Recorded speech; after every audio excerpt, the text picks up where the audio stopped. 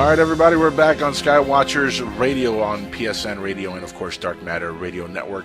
We have our guest, Ted Peters, on, the author of the book UFOs, God's Chariots, Spirituality, Ancient Aliens, and Religion, Yearning in the Age of Extra-terrestrials. Ted, welcome to Skywatchers Radio, my friend. How are you doing Well, today? It's good to be with you, watching the sky, watching for dark matter. That's exciting. On the Dark Matter Radio Network. So how do you skywatch for dark matter? What kind of Well, if you're looking for dark you're looking matter and a flying saucer appears right in front of it, then you've got real excitement, don't you? I can't wait to see that without using Photoshop. Good point. Yeah. Do I hear a note of skepticism?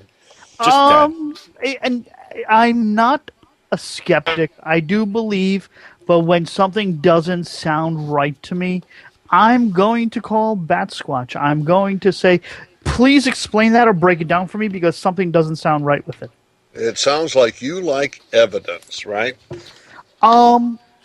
There are some things I'll take on faith, some things I'll take on evidence. A religious man he is not, by the way, Ted.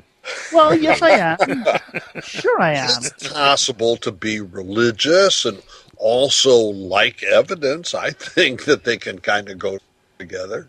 I agree. Now, religion and spirituality are also two totally different things. And are we talking about organized religion when it comes to these topics as well?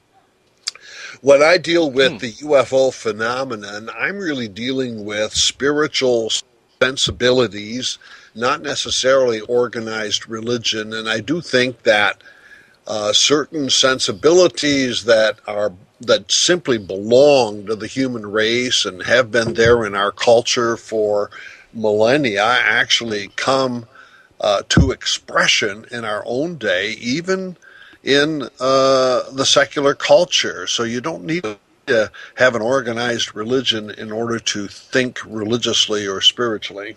Yeah, but the way the world is right now, seriously, the way the world is right now, eons of spirituality is not translating to how people are dealing with the world around them.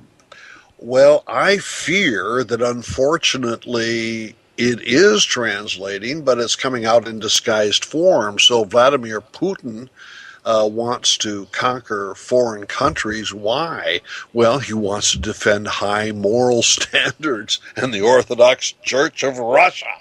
So it's a very disguised form, but it's alive and well, and I think it's alive and well in the UFO phenomenon as well, but it's simply disguised, camouflaged. The names have changed, but classic ancient religious desires for salvation, perfection, eternity, all of these things come to expression in the UFO phenomenon just as it does in many other departments of secular life. All right. Yeah, it makes sense. Now, let's go back here, with UFOs and spirituality and religion. How far back do you date the first recollection of something that can be considered UFO-based in historical records when it comes to religion? Like, what's the furthest record that I guess you researched that you can say, this could be UFOs, what they're talking about here? Well, I like to deal with the UFO phenomenon as a package, and it's a big package. As a package, and I just start with June of 1947 and work down to the present time.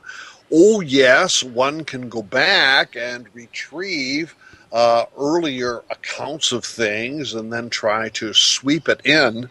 But there's been a consistent pattern since 1947 that really belongs to our post-World War II culture. Themes such as why science is more important than politics, or why is it that we human beings on Earth cannot settle our political problems, and why we can't have peace on Earth.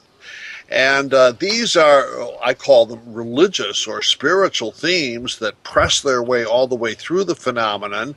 And so I don't just ask the question, are they real? Or are they just kooks, nuts, and wackos that see UFOs? But I want to see, what does this represent in our culture, and why does the mystery of flying saucers take the form that it does? So those who do ancient astronaut theories are actually very modern people Yeah, who that's true. go back to ancient documents and ancient archaeology and reinterpret everything. So there's Right. really nothing there in the ancient world. It's really a projection of very modern people with technological minds who go back to the ancient world and just change everything in light of their You know way of that, looking at things. Ted. That's the perfect answer that I was looking for, my friend. Let me tell you, because that's exactly what happens. And look, shows like Ancient Aliens they're entertaining, but it's not very factual when you actually do your homework on some of the stuff they're talking about. Like, Well, the why Machu do you think they Picchu. always say at the end or when they're posing a question, could it be, maybe, possibly, aliens? There's no definitive proof there. There is none But at then all. again, there are things that are so totally unexplained without there being some type of an outside intervention.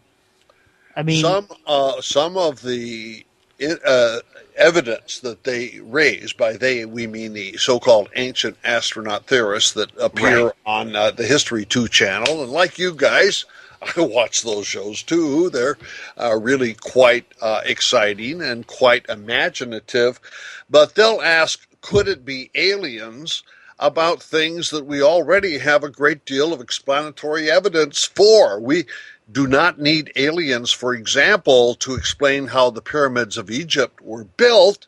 We know how they were built because They everything told us. on the Egyptians told me. inside. That's right. wait a minute. Hold on. The architect's name is How there. wait a minute. What's your decision making on how the pyramids were built?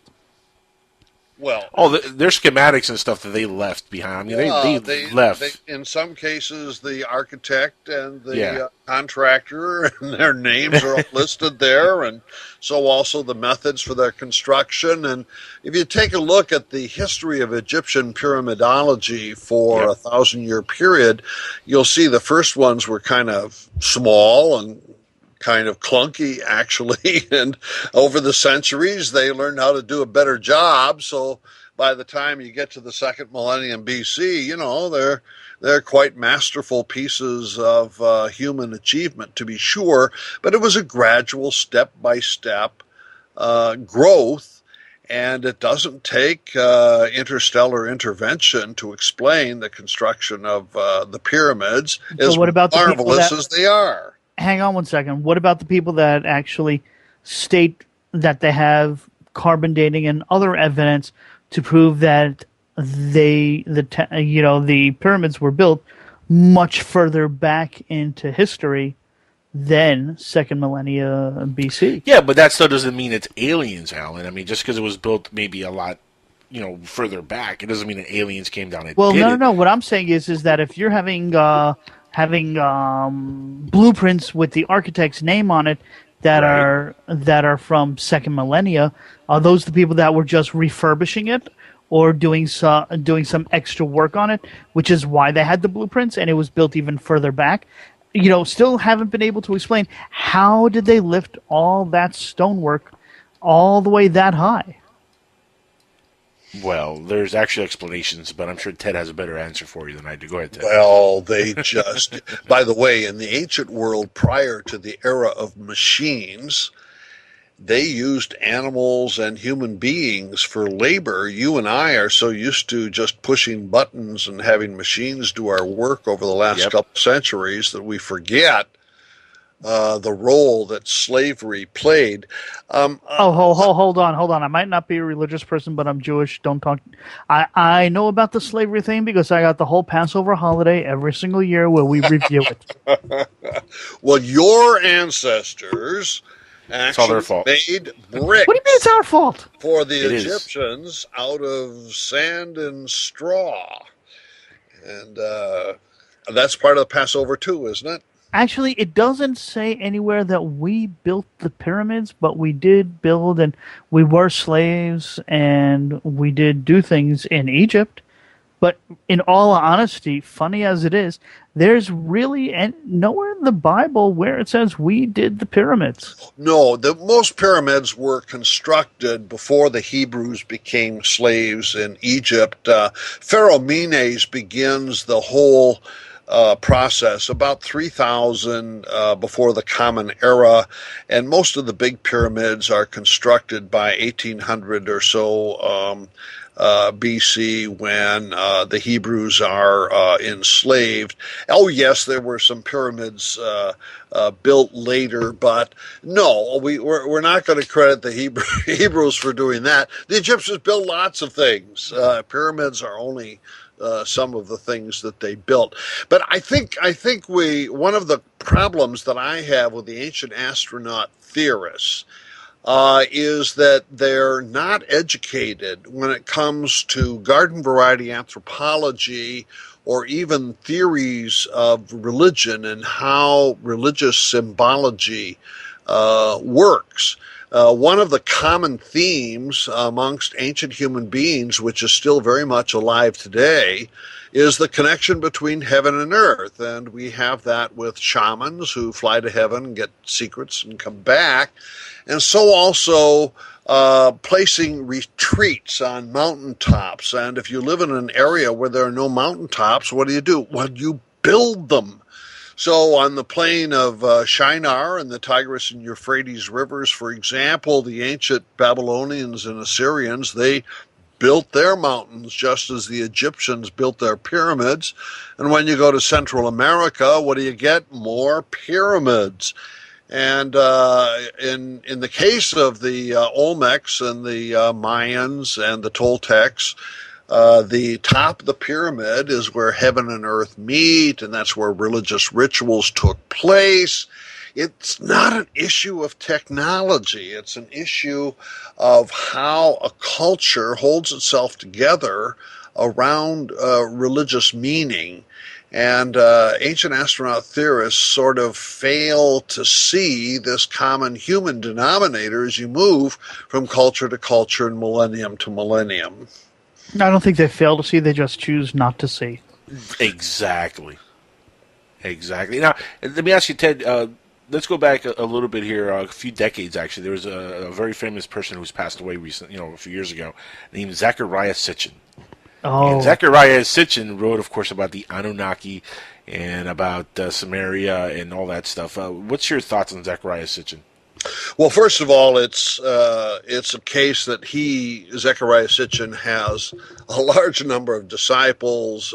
People really like his work, etc. And I simply have to respect somebody who does the detailed research that he did. On the other hand, I cannot become a disciple. He has these rather weird theories about the mixture of DNA, for example, alien and terrestrial DNA, and he died in the period when the Human Genome Project was going on, and everybody was talking about DNA as being the essence of what makes a human being, and all of this kind of thing. So it appeared as though we really have some good science going here. But the Human Genome Project in the more recent decade has filled in a lot of gaps in our earlier knowledge about the simple evolution of human DNA and how it took place. There really isn't any room in there for a shot coming from outer space in order to tell the story of human development. So I tend not to agree with Sitchin and his disciples, and similarly with Rael and the Raelians on that particular story. Is it possible that Sitchin is right? Oh, I suppose it's plausible, but I really don't think that the evidence is in to give priority to Sitchin's explanation over those of your garden variety population geneticists. I tend to agree 100%. In fact, my battle started with Sitchin a few years ago when I started researching the work of Michael Heiser. Are you familiar with his work? I do not know his work. No.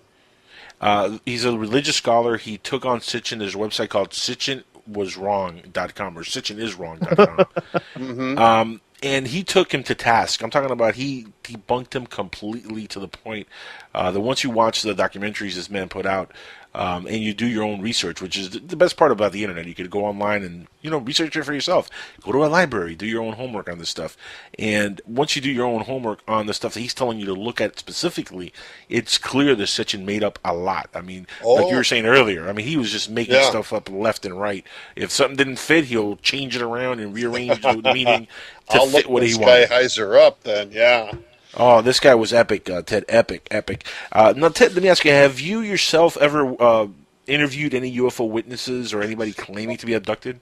Yes, I have. I served for a number of years as an investigator for MUFON, the Mutual UFO Network, and I interviewed people claiming to have had UFO experiences of all different types, and that includes abduction experiences as well.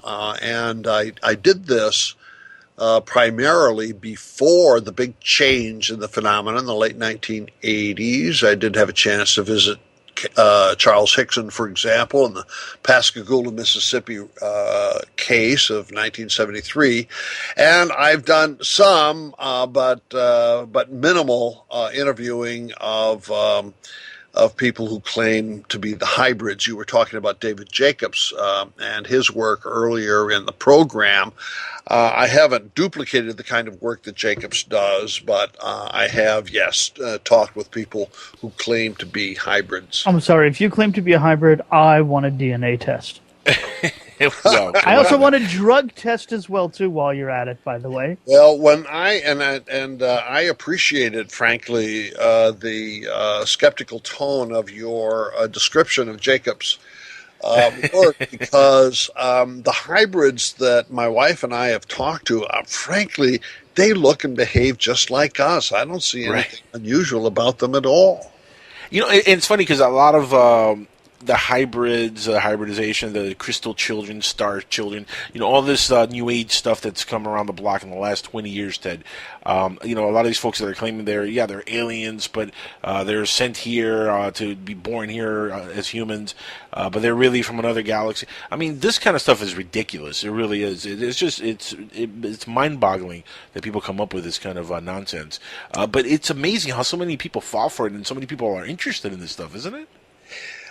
It is, and what I try to do is to figure out why it is, even if it's ridiculous, why it is that we want to believe this to be true. And I think there is a yearning that's been around for a couple of millennia to connect heaven and earth.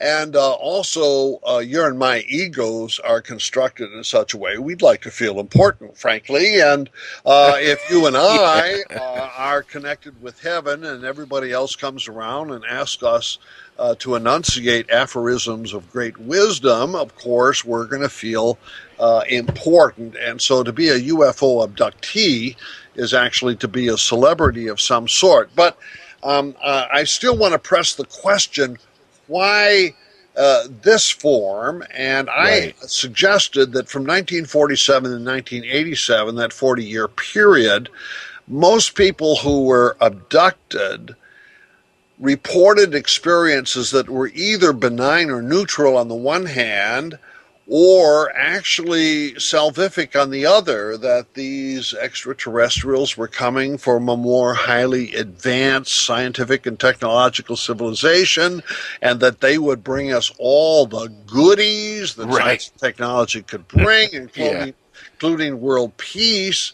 And there was basically, to my judgment, a religious structure, a spiritual structure to the phenomenon, just disguised in the language of politics and science. What happens in the late 1980s, and this is where David Jacobs comes into the picture, is you get these negative reports of abductions, almost where an earthling is abused, sexually abused, and then out of that comes the hybridization framework, etc. And one of the things I have to do in this book, UFOs, God's Chariots, is try to figure out what's the connection. Why is there a change? There's been like an evolution in the optimism phenomenon. to the I think the pessimism. change might be that it's not the same aliens that people were dealing with. It might be Well, one, I'll take care of it. or maybe they elected a different president from wherever they're from, Or better story writers. and their policy changed, and That's right. Yes, maybe on Zeta 2 Reticuli, the Republicans did win the election. or on the other hand, on this world, maybe the deal that we had with them at the time didn't work out, and once Reagan was out of office, things changed. Well, That's a actually, possibility. my theory is a little bit more complex, and people such as David Jacobs and others don't like me for this, but I think it was due to a cultural change. Yeah. And if you've got time to hear I the agree. story, I'll tell you the story. Oh, please! I think agree. we've I got agree time, already. yeah. Yeah, I agree All right. already with the first part of that So statement. what's Go ahead. in common? All right. It's hypnotic regression. So if we go back to the beginning of this story, we're going back to the Betty and Barney Hill abduction case of 1961-62. Right. And if you may remember that Benjamin Simon, who was the psychiatrist in Boston who retrieved Betty and Barney Hill's forgotten memories, used hypnotic regression in order to obtain that. Well, after that very, highly visible case, UFO investigators started using hypnotic regression to retrieve data about abductions. And all through the 1970s, then you've got Leo Sprinkle and James Harder and others who are using hypnotic regression. And then something happens in 1980 that most ufologists simply ignore, and that is the publication of a book by a guy named Pazder called Michelle Remembers. And in this case, Pazder, the psychiatrist, uses hypnotic regression not to retrieve UFO data, but sexual abuse and satanic ritual abuse. And this book gets widely read. By 1982, we begin a new phase in our culture, and that is the prosecution, you remember this, the prosecution of children's preschool and day school workers. You remember that? And by the time you get to the mid-1980s, over 100 cases in the U.S. Are accusing day school workers of sodomy, Satanism, child abuse, etc. And what is common is the use of hypnotic regression with the children to retrieve the accounts of abuse. The most expensive court case in Los Angeles County occurred during that time, and that was the McMartin preschool case from 1982 to 1987, in which the mother-daughter combo was accused of Satanism and sodomy, etc., and they were said, according to the children in hypnotic regression, that underneath the McMartin school was a cavernous basement where these rituals took place. Well, they dug down underneath, and of course there was no basement there, and so the McMartins were acquitted, and But still guilty in the public eye. the jury said they could see that the counselors using counseling techniques, including hypnotic regression, were leading the children. So it's at this time that suddenly the UFO phenomenon changes.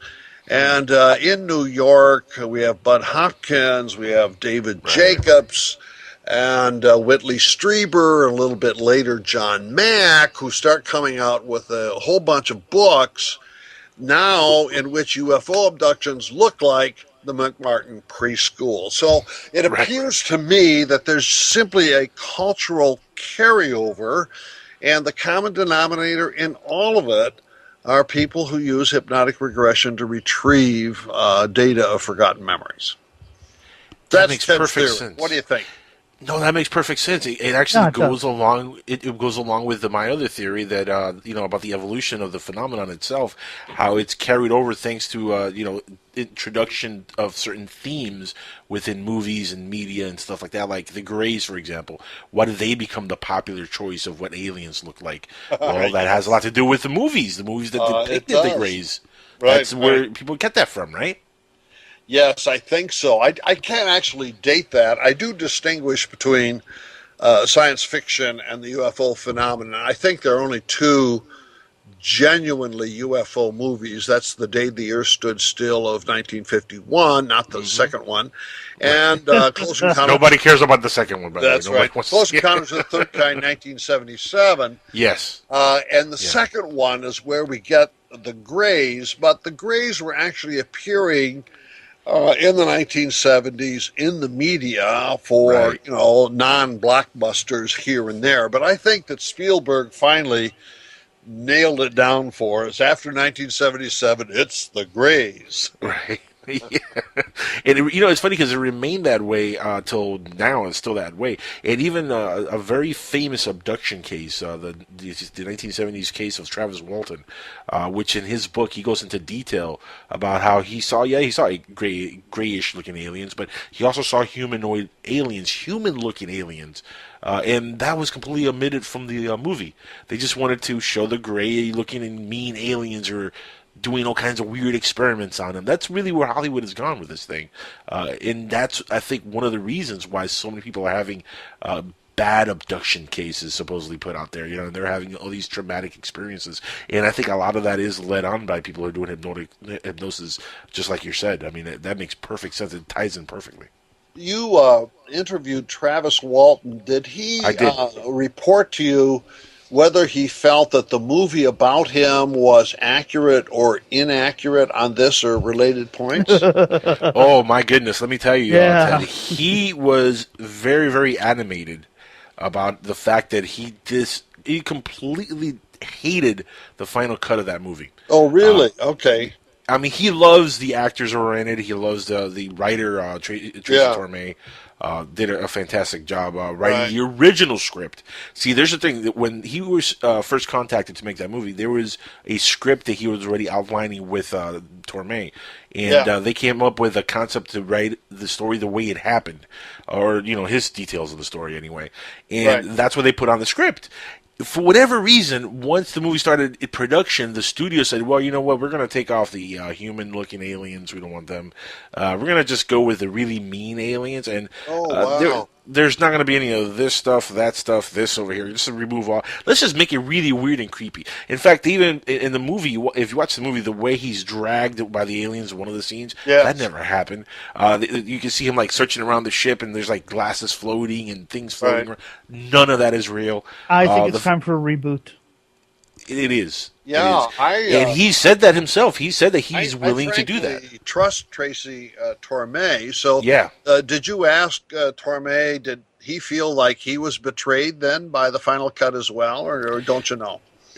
Completely. Like I said, Yeah. he wants to recut that movie. And in fact, when I interviewed him, I said kind of jokingly, I was like, "Well, Travis, it's been so long. If you get those actors again, you're not going to be able to recut it properly because Oh, you'd have to start over yeah, from scratch. you'd have to start from But scratch." as I said before, I don't think that the other movies, even if they have flying saucers or aliens in them, are authentic to the phenomenon. I think you're Right. kind of giving evidence of that because Yep. here you've got Travis Walton, who really belongs to the UFO phenomenon, and then you have a Yes. Hollywood interpretation that betrays it, because they Right. want to sell movies.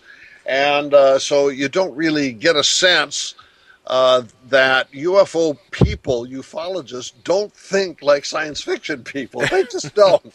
Yeah. And to me, that's one of the nice things about ufology is that it is a distinct subculture, and the media partly gets it, but as in this case, it doesn't get it or doesn't want to get it. Which I think that's what I don't think is that they don't want to get it. I think they just don't get it. Period. Yeah. I think that's what it is. I don't think that there's so much they're not interested. I think they are interested. It's just they don't know what to do with the whole phenomenon. Yeah. And to be honest with you, Ted, They don't know how to make money out of it. That's what. No, that's not true. They know how to make money off of it. Believe me. Where there's a will, there's a way, and there's a will to make money off of ufology. But here's the thing: when you look and you sit back and you look at the overall spectrum of ufology, and this has happened to me, Ted, for the last 5-6 years since I've been doing radio and talking about these subjects and interviewing folks like yourself and folks in the UFO community or ufology community, I should say. One thing becomes very apparent: not everybody's honest. Not everybody's telling the truth. Not everybody is. Not everybody is on the level with not only the information, but with, let's just say, not everybody is clicking on all cylinders, if you know what I'm saying. That's a sad statement, but it's a very true statement. And I think that's one of the reasons why the mainstream media still kind of treats the subject kind of like like a goofy subject because of that fact, because they know of the giggle factor within ufology, the hoaxers, and we can go down the list of people who I think are hoaxers. There's a ton of them. But not only that, people that are mistaking things randomly because they just don't know any better. For example, during the 70s and 80s, for a long period of time, Ted, and I'm sure you're familiar with this, many people reported UFO cases. Or many UFO cases were reported, I should say. They were nothing more than misidentified objects. They were later discovered to be like the stealth bomber, our own government aircrafts. Right. And this is stuff that people were saying, oh, no, they're definitely aliens. And I mean, how much of that stuff do you think MUFON got during the 60s and 70s and 80s? Tons of reports like that. Yeah, I mean, look, and I've had friends, Ted, who go skywatching, because that's what, I love skywatching. That's one of the reasons why we call the show Skywatchers Radio, because that to me it's a very important part of ufology. But I've had fellow skywatchers who tell me, yeah, man, I see UFOs all the time. Now, let's be honest. How many of us really go outside and see UFOs all the time, Ted? I mean, really? Oh yeah, I think. I mean, really, the repeat reporters are. Yeah, I agree. There's a good skepticism there. Yeah. And look, this is funny, and I have to bring this up. There's a ranch, and I'm not going to name the exact one, but there's a ranch, and you guys will know what I'm talking about because we talked about this recently on another show on Future Theater. And in this ranch, Ted, they have groups that come out to skywatch because supposedly the ranch, they can call on the aliens, and the aliens show up at their beck and call, right? The thing is, what people are seeing, and the person who I'm talking about kind of let it slip a little bit, what they're seeing are satellites. That's what they're viewing. That's another thing that people are mistaking for UFOs. Satellites. We have thousands of satellites in space. Yeah, well, the UFO phenomenon is a big industry, and it's multi-layered, and there are a number of different vested interest groups. I don't mean that in a financial way, but in a kind of ideological way.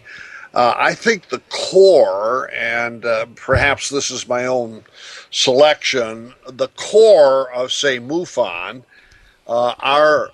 is made up of a group of people who have a scientific mindset. So they get a variety of reports. They want to investigate. They want to eliminate the IFOs, the identifiable flying objects, and get to that core that could be extraterrestrial. And some of them have PhDs in science, so their scientific approach is not at all unusual to them.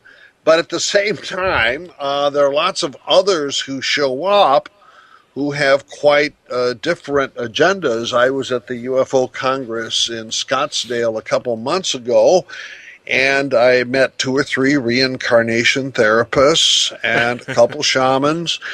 And one shaman, a woman, very delightful woman, told me, well, she really likes these UFO meetings because there could be a wide variety of points of view, and nobody's ever critical of somebody else.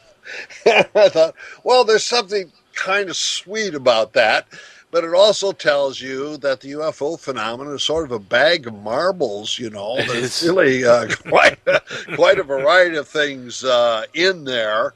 And for my book, I tend to focus on this sort of core group, those who think of themselves as scientific, those who want to show on the basis of evidence that in fact Earth is being visited by extraterrestrials. And this is the group I find most interesting, and probably the group that my mind sort of dovetails with.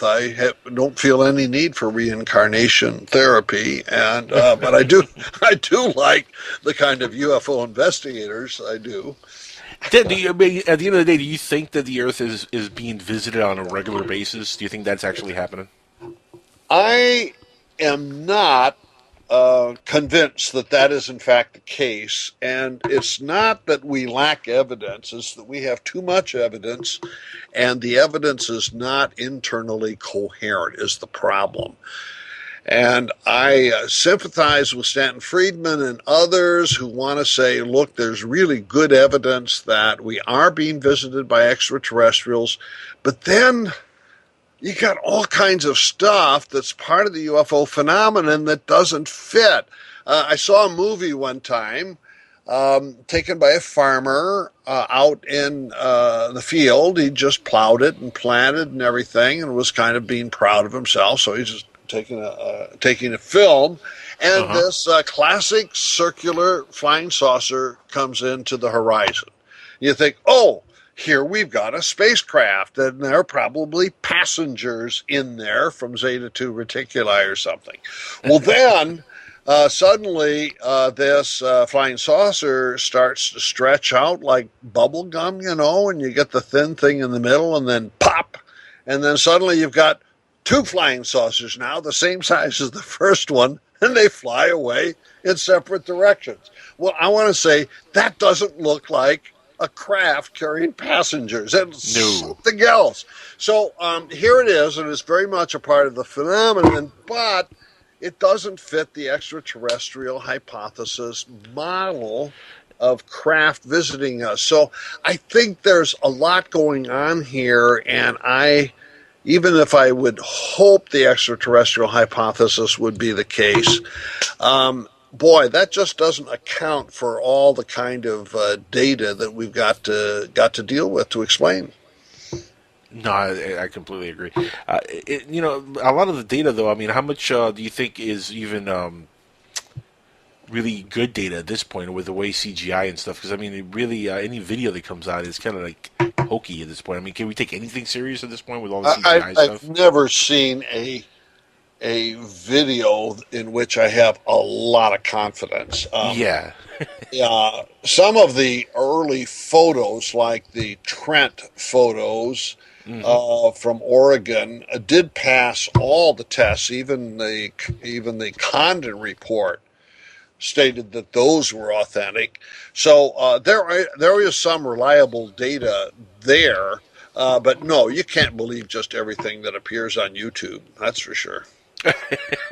No kidding. Now, how long have you been interested in the whole flying saucer phenomenon? Well, unfortunately, I started as a kid. My mother and father were avid readers in the early days of the genre of UFO literature, and they actually went to hear UFO speakers such as George Adamski and others, and they would come home and talk, and I would read their books and stuff. So already in the 7th grade, wow, I was the local neighborhood expert on flying saucers. I never gave it up. Have you become more skeptical though, over the years since you've been doing all this research? Yes, definitely you have, right? For the reason I gave you is that there is just so much going on. Yep. And you can't put it all together into a single package. And we have not, despite 60 plus years, you can't really point to something and say, you know what, this answers the question definitively. It's not there. Yeah, no kidding. Area 51 was officially declared to be a real facility by the government recently. They officially announced it exists. Of course, we've known it exists since, forever now.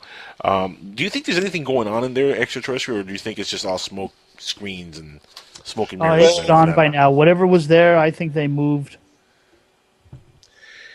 I like the story that you told earlier about the tourists, my wife and I have gone right up to the no trespassing sign, and we looked over, and it was all very exciting. There's no question that Area 51 has been around since perhaps 1955 Right. as a test site for weapons, U-2 among other weapons. So the existence and the history of Area 51 in itself doesn't tell us anything about UFOs. So if there was a crashed UFO, would it have gone to Area 51? More than likely, Perhaps, yeah. it would have gone to Area 51. Now, Yep. there's a museum in Las Vegas which I've not visited yet, and but I plan on it. It's the history of atomic weapons, and there's an Area 51 exhibit. So it's going to become part of our public knowledge, I think, in the next months. Oh, that's cool. I'll have to check that. I never heard of that place in Vegas. Museum. It's actually, I think, a branch of the Smithsonian. Oh, nice. I'm going to have to look into that. Yeah, I'm sorry I don't have more Smithsonian detail. doesn't hide any. By the way, I got to admit, or got to comment, but the Smithsonian has never been known to hide actual facts about history. Is that correct? I have no way of confirming or disconfirming that. I have no clue, Alan. None. Sorry, I was reading. That's an a article- Google question. If anybody knows, please Google it up and let us know. Call in. I was reading an I have no article this past week about the Smithsonian possibly covering up ancient Egyptian artifacts in the Grand Canyon that had some serious legitimacy to it. And I'm just wondering if anybody has ever heard about that or commented on it or know anything about it. Nope. Not No with idea. me, sorry. No idea. Ted, going back into religious aspects here with ufology, and we're going to hit a break in a few minutes, by the way, but I wanted to ask you real quick. You know, the Vatican has, I think it was like, last I heard it was like maybe like 5 miles worth of data records sealed in their vaults, you know, like it's stuff that nobody's ever seen. Do you think there's stuff in there that deals at all with the alien phenomenon, or because I am a believer that we have been visited in the past at some point. Don't believe all the ancient astronaut stuff. I think a lot of that is bogus, and I don't believe it's accurate ascension. But I do think there's a case for maybe we've been visited at some point. Do you think there's anything the Vatican might know? Because recently the Vatican, not long ago, did say that, you know, aliens are part of God's plan, and they're coming really close to saying that aliens are real. Well, I know some things about the Vatican, but not everything. I worked from 1987 to 2002 during the pontificate of John Paul II with the Vatican Observatory, and okay. John Paul II was very interested in the interaction between science and faith, and so I had a chance to meet him on a few occasions. And the Vatican Observatory has been around since a few generations after Galileo. I mean, after all, they got to take Galileo's telescope and search the skies. Yeah. And since the Second World War, the Vatican Observatory is engaged in a considerable amount of serious scientific research on galaxy formation and related projects, and the topic of extraterrestrial intelligence is an everyday conversation. I mean, it's just normal. The Pope Francis I, about 3 weeks ago, gave a homily within the Vatican in which he used as an illustration, what if a flying saucer were to land and a Martian gets out and asked to be baptized, would we baptize the Martian? Well, Francis I, who has a PhD in chemistry, by the way, likes science, but this was part of his sense of humor because he's been working since his pontificate began to expand the horizon of Catholic believers. And about a year ago, he said, should atheists who have high-minded morality become partners with Catholics in making the world a better place? Yes, indeed. So I think of what he said about aliens or Martians fits that. Be that as it may, if you want to have a good conversation about this, talk with one of those Jesuits who's an astronomer for the Vatican Observatory. They've got a lot to say, and I don't know what they would say then about documents that are locked up and sealed and hidden. I'll bet you even Francis the First has not read them. Probably not. And that's crazy. 5 miles worth of documents. Yeah. I wanted to ask you real quick because this is something that's come up, a lot. Not really so much on this show, but other shows that I've done, and I wanted to get your opinion on it. Do you really think, and honestly, in your heart of hearts, do you think that NASA and SETI and scientists like that take the UFO phenomenon at all serious? Well, before I answer that, let me thank you for using the word perfect so frequently. My wife Karen is listening to the show, and it wouldn't hurt for her to hear that. Yeah. Well, actually, I don't have to conjecture. I know a fair number of research scientists at both NASA and SETI. And apart from a few individuals here and there, by and large, it's clear they do not take the UFO phenomenon seriously at all. They tend even to shun people who are involved with ufology. And one of my concerns has been I don't think that's necessary because, as I mentioned, there are a number of people in MUFON and other UFO investigators who think of themselves really as being quite scientific, but your SETI and your NASA people think of themselves as having a patent on science. So in the summer when they have their barbecues, the NASA and SETI people, they have their barbecue, and the UFO people, they have their barbecue, but they don't invite each other. And I just think that's where we are, and I do think that in the future, maybe they should invite each other, and I'd like to go to both. How much of that do you think is by design because they just want to not associate themselves with the UFO community? Or how much of that do you think is by the UFO community not wanting to involve themselves with NASA so a lot of the hoaxers are not found out to be hoaxers, and maybe they're deliberately it is staying the away? case that a number of the scientists in SETI and NASA are aware of hoaxes and just plain hokiness and craziness, and they just don't want to be associated with it. And it's also the case, believe it or not, that a lot of funders want to think of themselves as being very serious about science. And so the greater the distance between NASA and SETI from the UFO phenomenon, actually, the better it is for funding. But I don't want to reduce it to that. There is some humor, and Stan Friedman usually is able to formulate this. He'll say, those SETI and NASA scientists think that every planet in the Milky Way is inhabited by intelligent creatures, but they're not visiting here. And that's a great rhetorical device, but there is a little bit of nuts de cuckoo stuff going on, but I'm concerned about method, about assessment of evidence, about trying to get clear on what we know versus what we don't know. And there is a an authentic scientific mindset within the UFO phenomenon that should be just very much at home with SETI people and NASA people who are committed to the same principles for gaining knowledge. Huh. I'm dumbfounded by SETI over the years, by the fact that they've spent so much money researching the skies and they still not hit on any signal at all. It's amazing, isn't it? It is. Well, NASA just made a statement the other day. Angel, I don't know if you saw the link that I sent you, but NASA made a statement clear as day the other day saying that they expect to find intelligent life within the next 20 years. That's interesting. Did you see the link that I sent you earlier? No, I didn't have a chance. I was dealing with your technical issues, Alan. Sorry about that. Okay, fine. Rub it in. Yeah. Ted, have you researched or heard about that?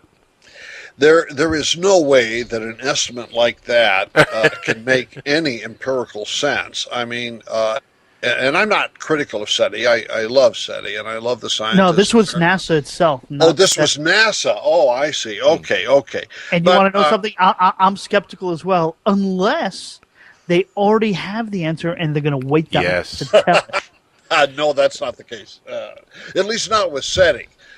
SETI actually has a plan of information dissemination all in place should the big day come Right. when they get contact.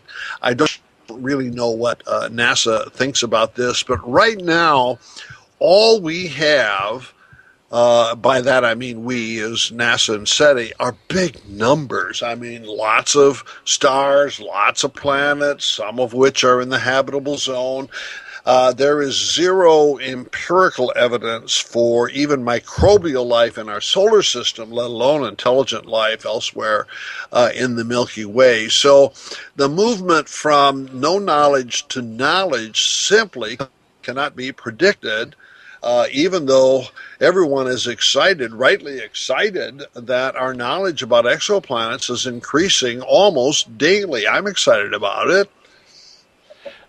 It is exciting, but it's exciting to hear them talk about it. But again, they never. I mean, look, whether it's 20 years or 100 years, I hope I'm alive to be able to see them actually say they found something. But I think the first thing they're going to acknowledge is just microbial life of that. And Alan, I don't think that's too far away because I think there's probably already evidence on Mars of microbial. Well, actually, you're past right life. about the Mars thing because there's a discrepancy in the Mars research that I was looking into actually the other week. It turns out that there are two discrepancies.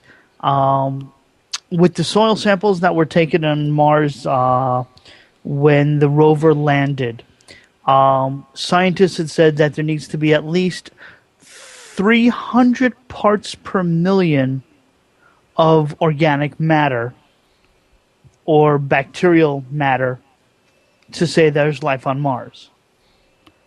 The Okay. whole funny part is that they didn't find it. When they did the soil samples, there was at least 30 parts per million where they took the sample, not 300 parts per million, and that's only one sample that they took, and they haven't disclosed any other samples. Right. Then there's always that. How long will they hold? Like you said, I mean, they might already know. How long will they hold that evidence? Eventually, question. yeah. And I don't know. How well do we trust them? That's the big question. How well do we trust them? You know, NASA's acronym, NASA, for a long time, the running joke has been that it stands for Never a Straight Answer.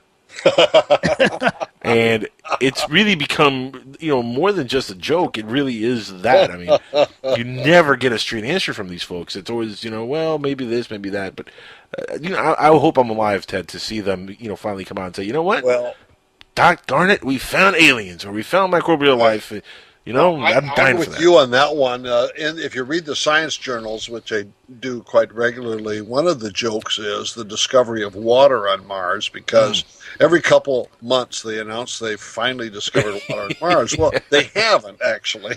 The theory is there was once water on Mars. Right. But Well, there's ice at the they polar haven't caps. Is that empirically not water? reconfirmed. There's ice at the polar caps of Mars. Are you telling me that's not water? Well, Ted? Well, that's not even a pun, is it? As far as I know, they haven't actually dug into the ice. So, and Yeah. there is another theory as yet unexplored that there's water subsurface, and what they want to do is drill down deep enough in order to find that water. And if they do find water, could it be filled with microbial life? So, for your Mars experts, it seems to be like tomorrow, or the day after, or the day after that. The day after tomorrow. Yeah, right. Yeah, it's funny though because Alan makes a good point though. There is, there is ice on the polar caps of Mars. It's scattered. It's not all over the place, but there have been images that show ice formations on the polar caps. Now, And they recede and expand actually depending on the seasons. Right.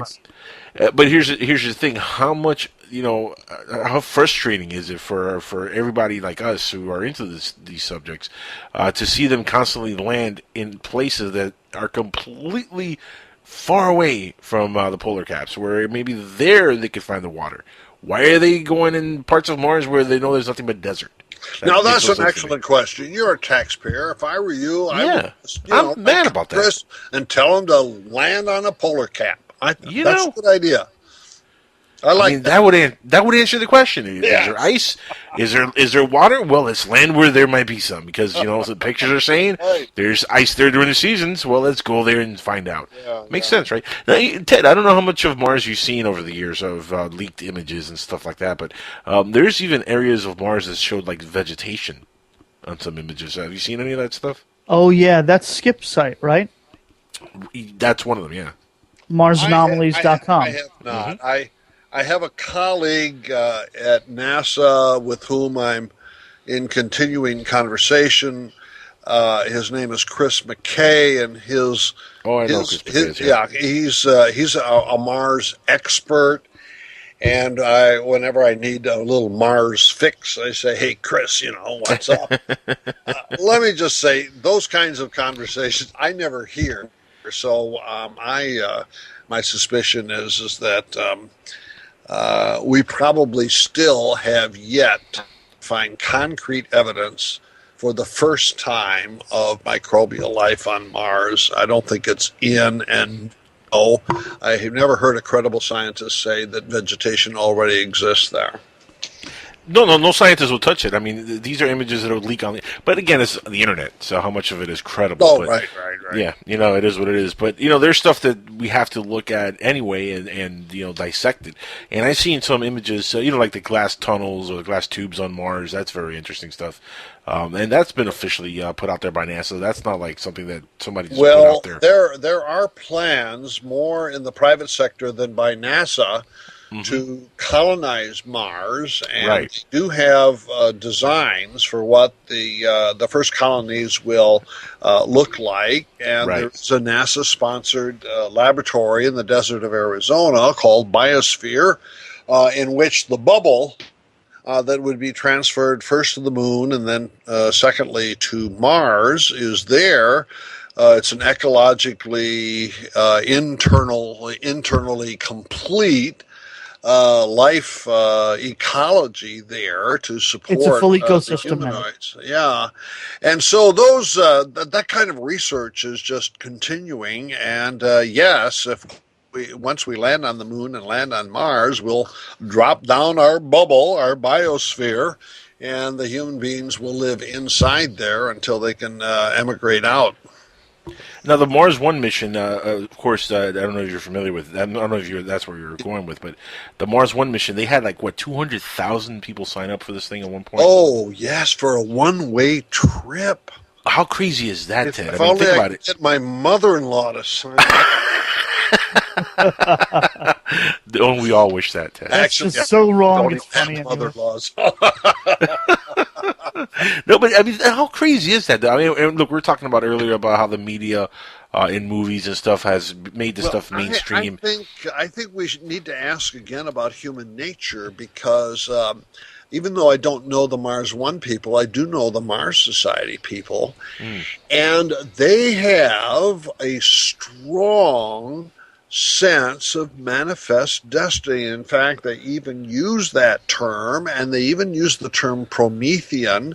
So they want to define human nature as being driven by a force to explore and go new places. And just as Europe wanted to expand to the new world, so also does the human race want to expand to the other planets. Right. And so the Mars Society collects this kind of enthusiastic exploratory people. So there's an issue of the human spirit here, and I think we all recognize it. It's usually you don't find a whole room full of people believing in manifest destiny, but the Mars Society gets them all together in the hundreds. It's amazing, yeah. So I can understand why you would have that many people sign up. I genuinely do. I don't want to make that trip, but I can understand why others would. Yeah. I mean, it's a one-way trip, but let's just say it's a one-way trip, but you're not even guaranteed that you're going to make it to Mars because you never know what could happen from here to Mars. I mean, we've never traveled that far in space. One of the with people. interesting phenomena. Let's get back to human nature. In the biosphere experiments, they've actually tried to put human beings in the biosphere and keep them there for a year because it's going to take, a year by the time they leave Earth and they get established on Mars. Right. And you know what? They couldn't last more than 6 months. They were going to kill each other. They had to pull them out. Yeah. You can't coop 6 people in the case of the Biosphere 2 experiment. Are you kidding me? I mean, human beings, and they were going to kill each other. They demanded to get out of there. And so there's something about human nature that we are really risking a lot by putting, 2, 4, 6 people on a spaceship. yeah. Nobody will be alive when they get there. You would expect that science or these people would have learned from like the Real World, the TV show. Yeah. Don't put people in a group. Big Brother, the TV show. Don't put people in a group and expect them to get along because it's just we're humans. We find flaws in each other and we argue. That's what we do. Oh, yeah, nitpick and gossip. I talked to a husband and wife who were members of this team. The 6 in Biosphere 2, and after 6 months they had to be yanked out. And it wasn't that they didn't love each other or anything like that. You just can't stand living together like that. Who would want to go anyway on a trip like this with your wife and be there for the rest of your lives? What if it doesn't work out and you do break up and now you're even if stuck on Mars together? Girlfriend, it would only last a week, right? Right. I mean, that can't be good. And could we even make that kind of travel? I mean, the human body, could it really travel from here to Mars and be okay? I mean, I don't know if we can survive that space travel. Okay. I think we have to accept the fact that with the change in gravity, that the human body will change, and if we don't come back, it's going to change permanently, not only for the generation that makes the trip, but for any future generations that are born there, and our bodies will not look on Mars like they look here because gravity is a factor in why we look the way we do. Yeah, no kidding. I guess I don't know. They'll get smaller or taller on Mars because gravity is less there. So I taller, think right? we'd get taller. Carl Sagan once speculated, and it stuck in my imagination, that if you were to have intelligent creatures on a planet with a high level of gravity, they'd look like turtles. Whoa, wow. That makes sense, right? Well, why do we have turtles on this planet? I mean, yeah, what are they doing? what are they doing here? Yeah. That's what's beautiful about this planet. We have such a diverse amount of animals and creatures, and it just makes no sense what we're doing. I think those turtles are actually aliens from Jupiter. Hey, listen, Michael. Hey, those Ninja Turtles. I'm telling Michael Bay got into a lot of trouble for saying that the turtles were from space. So let's not go there because people were angry, Ted. People were mad, and Michael Bay almost lost everything because of one mistake. Right. Now, let me ask you: do you think that NASA, or well, not even NASA, but do you think, or do you talk about the ETI myth at all, and how the scientists believe in that myth, or do scientists believe in the ETI myth? Do you think? Yes, I do, and my science friends don't like me to talk this way, so maybe one of them will call me up and say some nasty things. But a myth is first of all a framework through which we interpret data, right? And then secondly, it can also be a story of origin, and that's what we have in the case of SETI. And the myth looks like this. That there is such a thing as cosmic evolution. Now, Charles Darwin gave us a theory of biological evolution, which did not include the origin of life. It only included how you change from one species to another, hence the book was called Origin of Species. It was not called Origin of Life. But so non-scientifically you can say, well, non-life evolves into life.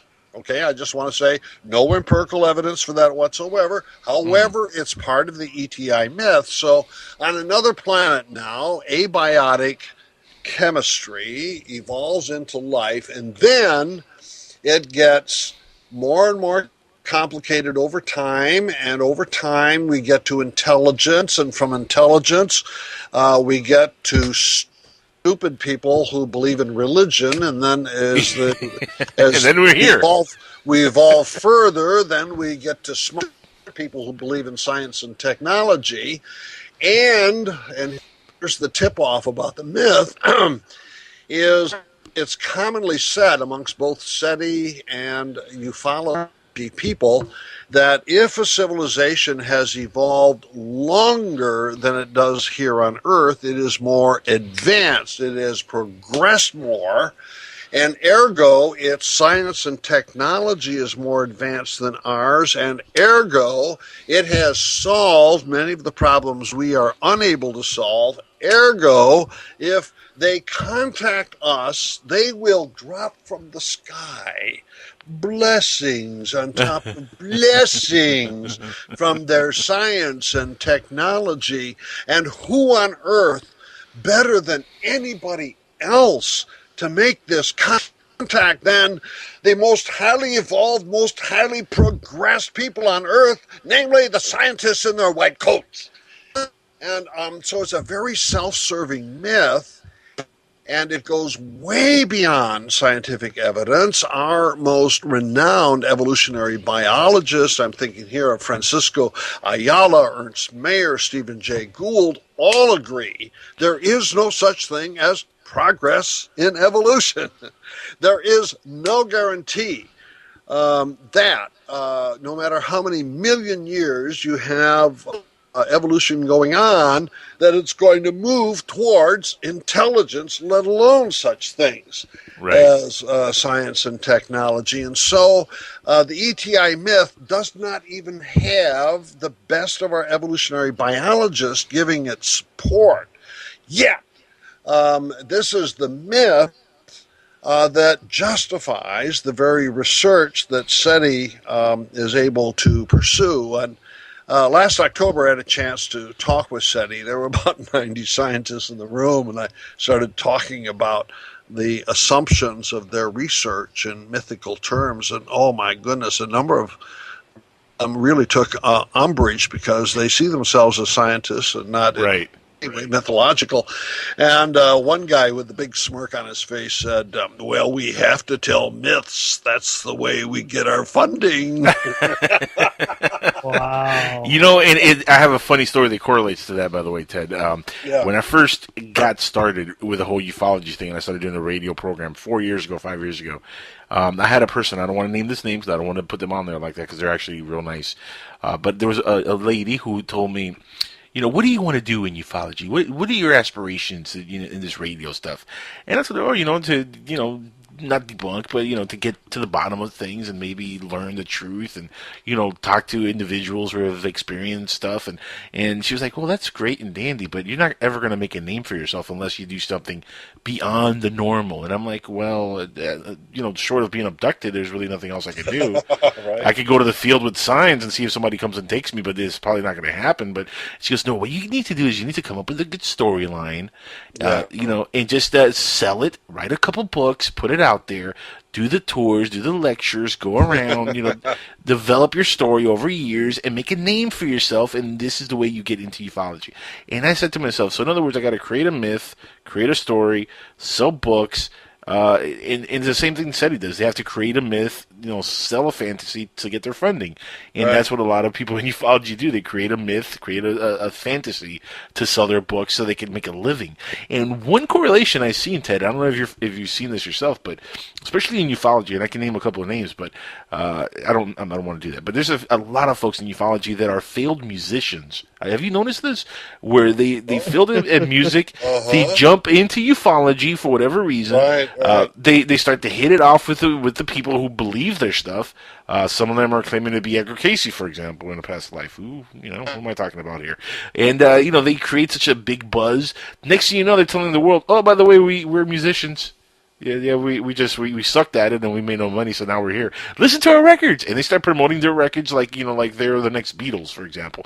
And then people who already are believers in their nonsense or are following them are now looking at their music and they're like, well, this is really catchy. It must be good because he's promoted it and we like him. And that's another avenue I think that people are using ufology for, to kind of give themselves a name so they can then sell their other products, which would be a lot of them is music, which is Yeah, ironic. well, I'm going to write a UFO song now. You've inspired me.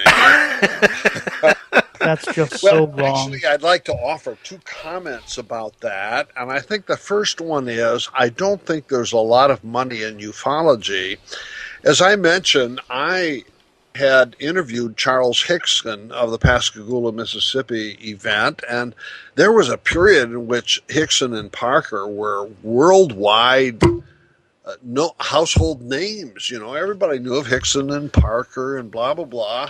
And a ghostwriter helped Charlie Hickson write a book, and I was in communication with Charlie Hickson for a number of years. He was really disappointed that he didn't make any money.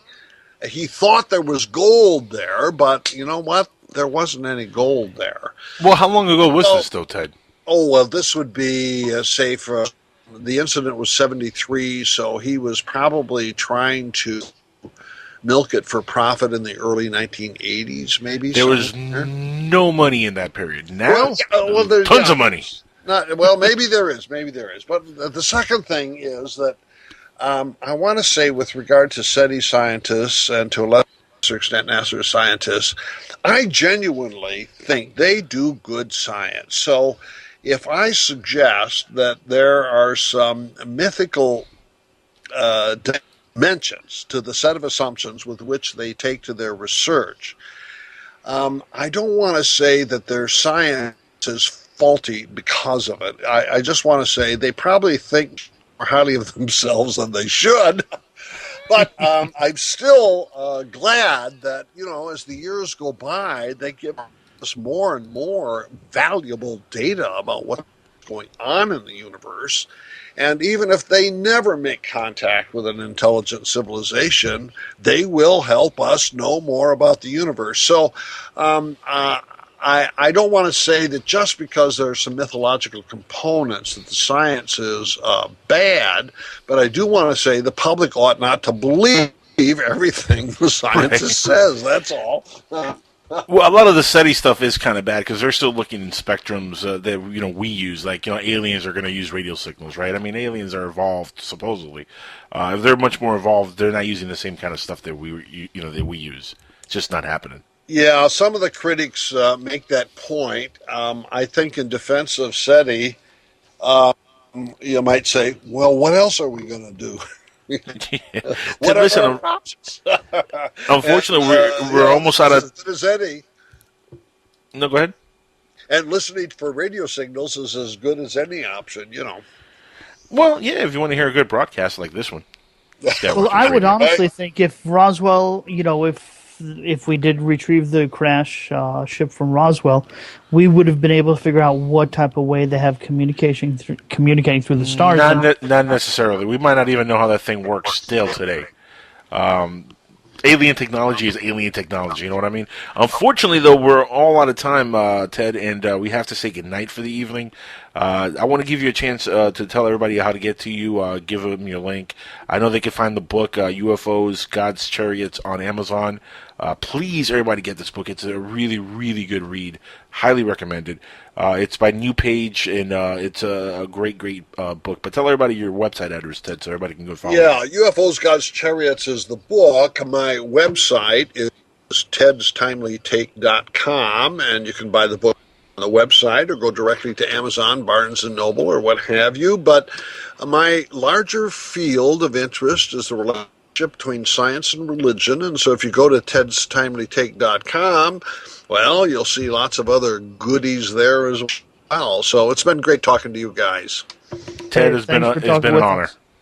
Thank you so much for being here with us, Ted, and taking part on the show. Sorry we couldn't get any calls for you, which is weird on Dark Matter Radio. I don't understand what's going on with Dark Matter Radio people. So many people listening, they just sit back and listen. They don't participate. Nobody call wants in. to talk to you. I think it's my overpowering voice, Alan. Anyway, guys, we're going to be back next week with Jeff Willis on the show, so please come back and see us, or listen to us, I should say, next week on Skywatchers Radio. Real quick, I want to give a very special shout-out to Raven Xeon and the Zodiac Sun. This is a band whose music we play a lot on the show. In fact, we're going to start playing it now as we go off air. And check out their website. Really, really cool music. Every song these guys put on is always top-notch stuff. Check out their website over on, and I'm going to get you the exact link here, and he sent it to me, and I should have it prepared, but I don't, as usual. Facebook.com/The Zodiac Sun. Check them out, and you can find their stuff on skywatchersradio.com. Also, for our colleague Keith Rowland, for Alan, the co-host here. But guys, come back next week here on Dark Matter Radio Network, and keep listening. There's more stuff on the way.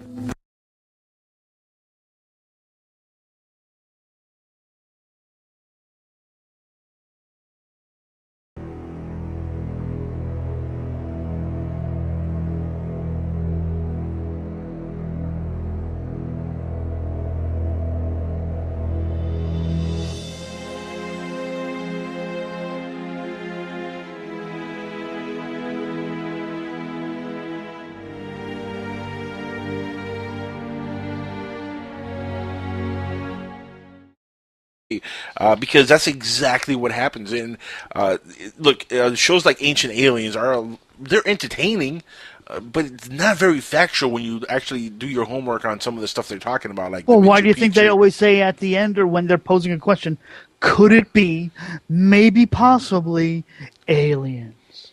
There's no definitive proof there. There is none. None at all. But then again, there are things that are so totally unexplained without there being some type of an outside intervention.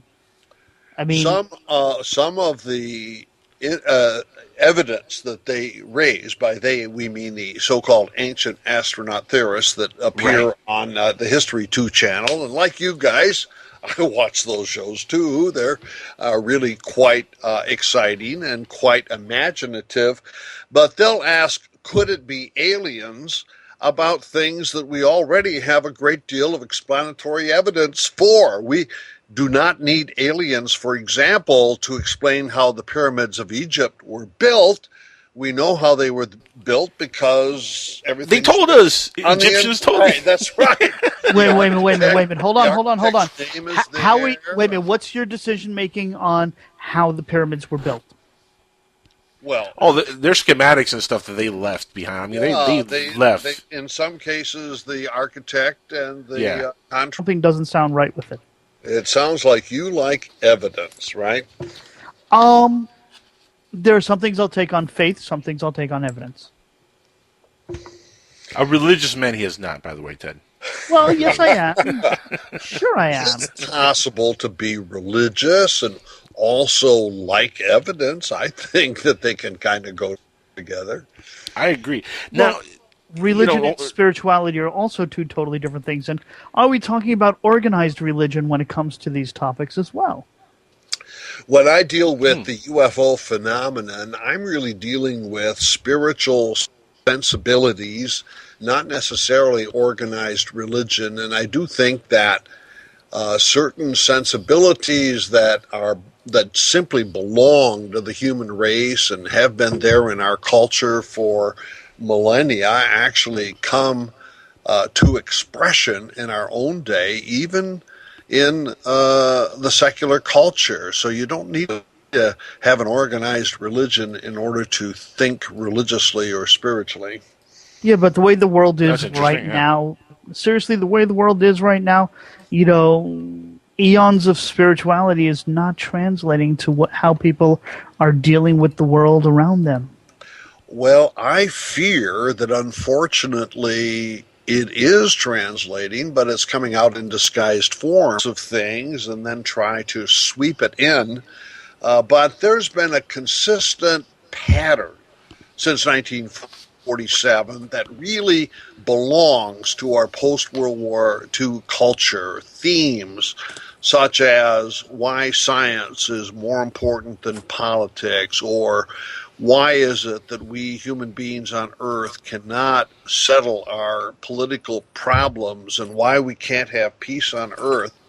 And these are, I call them religious or spiritual themes that press their way all the way through the phenomenon. And so I don't just ask the question, are they real?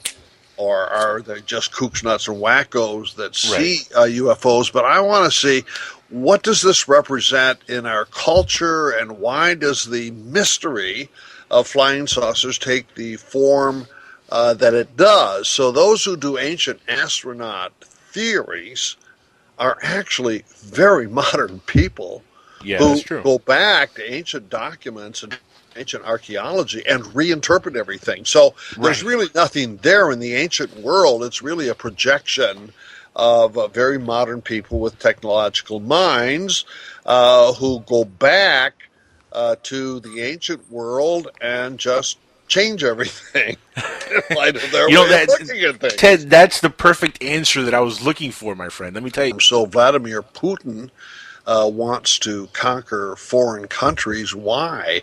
Well, he wants to defend high moral standards and the Orthodox Church of Russia.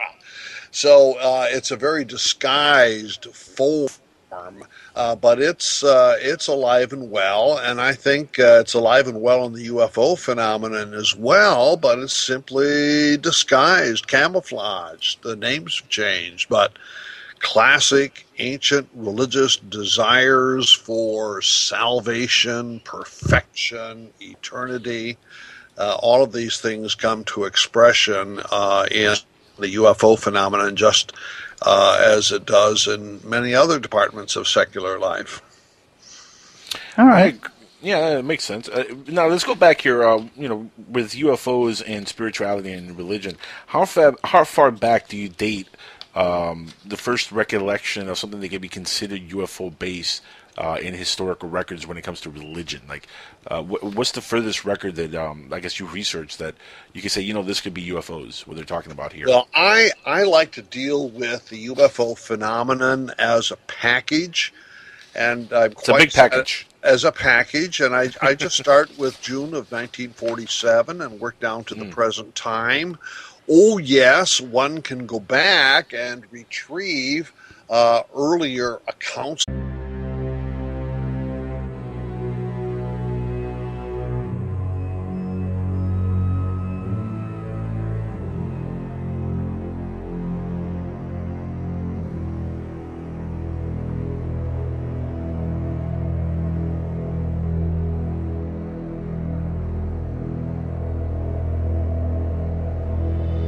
All right, everybody, we're back on Skywatchers Radio on PSN Radio and, of course, Dark Matter Radio Network. We have our guest, Ted Peters, on, the author of the book UFOs, God's Chariots, Spirituality, Ancient Aliens, and Religion, Yearning in the Age of Extra-terrestrials. Ted, welcome to Skywatchers Radio, my friend. How are you doing tonight? It's good to be with you, watching the sky, watching for dark matter. That's exciting. On the Dark Matter Radio Network. Coincidental? So how do you skywatch for dark matter? What kind of if you're looking for dark you're matter and a flying saucer appears right in front of it, then you've got real excitement, don't you? I can't wait to see that without using Photoshop. Good point. Yeah. Do I hear a note of skepticism?